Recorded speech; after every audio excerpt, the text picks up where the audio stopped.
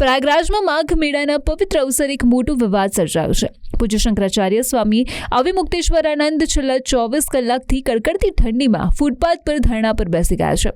મૌની અમાસના દિવસે તેમની પાલખી અને રથયાત્રા રોકવામાં આવતા શંકરાચાર્ય અત્યંત નારાજ છે. તેમણે અન્ન અને જળનો પણ સંપૂર્ણ ત્યાગ કર્યો છે અને સંકલ્પ લીધો છે કે જ્યાં સુધી પોલીસ પ્રશાસન તેમની પાસે આવીને માફી નહીં માંગે ત્યાં સુધી તેઓ આશ્રમમાં પ્રવેશ નહીં કરે. મૌની અમાસના પવિત્ર સ્નાન સમયે જ્યારે શંકરાચાર્ય પાલખીમાં સંગમ તરફ જઈ રહ્યા હતા ત્યારે પોલીસે તેમને અધવચ્ચે રોક્યા હતા. આ દરમિયાન શિષ્યો અને પોલીસ વચ્ચે ભારે ધક્કામુક્કી થઈ હતી, જેમાં પાલખીનું છત્ર પણ તૂટી ગયું હતું.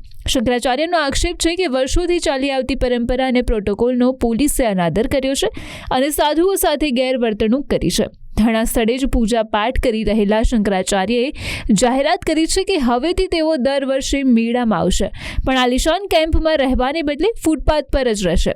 બીજી તરફ પ્રયાગરાજના ડીએમનું કહેવું છે કે સ્વામીજી મંજૂરી વિના પાલખી લાવ્યા હતા અને ભીડ વધુ હોવાથી સુરક્ષાના કારણોસર તેમને રોકવામાં આવ્યા હતા. જોકે હાલમાં પરિસ્થિતિ તણાવપૂર્ણ છે. કોઈપણ વહીવટી અધિકારી હજુ સુધી શંકરાચાર્યની મુલાકાતે નથી આવ્યા.